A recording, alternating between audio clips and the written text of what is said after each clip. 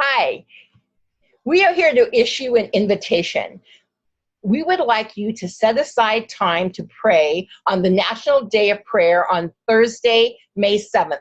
We would like you to join with us and people from all the rest of the country and pray on that special day. We are hoping that you are at peace and standing strong in faith as we go through this time together.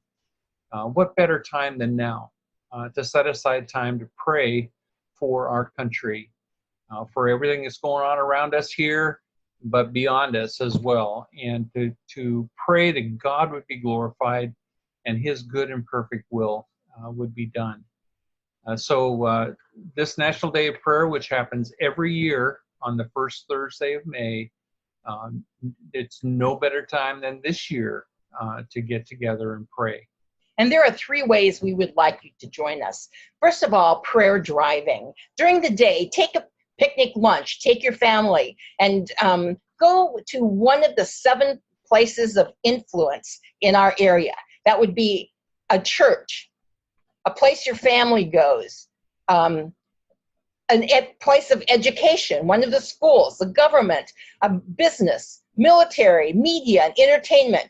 Find a place and do like we do. We like to take a picnic lunch and go to a spot and enjoy the lunch parked along the road, and then just pray for that area. And then let us know what happens and what you pray and how it goes for you and your family. Yeah, one of the things that Julie and I like to do is to drive and to pray.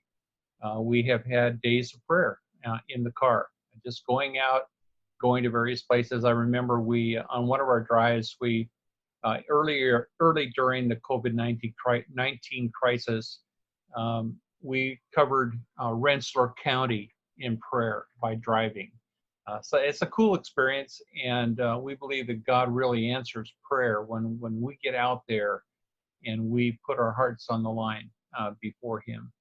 The next thing we would like you to do is to join us from 6 o'clock to 7 o'clock on a Zoom community prayer gathering. To join, it's on the Zoom channel, and we will have it through the ERC Facebook page. We'll be hosting it. We'll be hosting. No, not on Facebook. It's a Zoom meeting, and we encourage you to call us or write email to us for an invite if you can't find the information on the church's website, which you should be able to find. If you just go to encountererc.com and then navigate to the most recent tab, to the tab at the top over on the right-hand side that says most recent, look for the prayer guide or prayer update, look for the prayer update and go to page 2 of that update, and you'll have all the information you need there to participate in this day. Then at 8 o'clock, from 8 o'clock to 10 o'clock, join the nation at a virtual prayer gathering. It's going to be hosted by Kathy Branzel from the National Day of Prayer Task Force.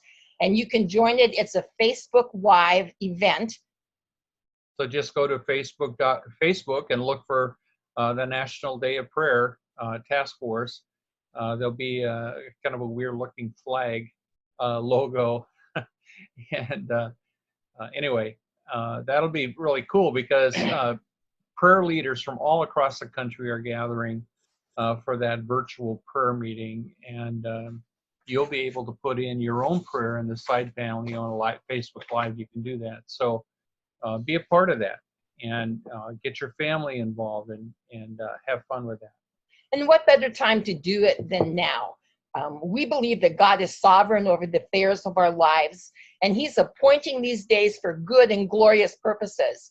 And so we take comfort from Jesus's words that there are some things that must happen, but when heaven and earth as we know it pass away, His words will not pass away. And so like Jesus, when facing the cross, He prayed, Abba, Father, all things are possible to you. Remove this cup from me, yet not what I will, but what you will. Yes, the National Day of Prayer has perhaps never been more important than it is now. There's so much anxiety and so much uncertainty about what is coming.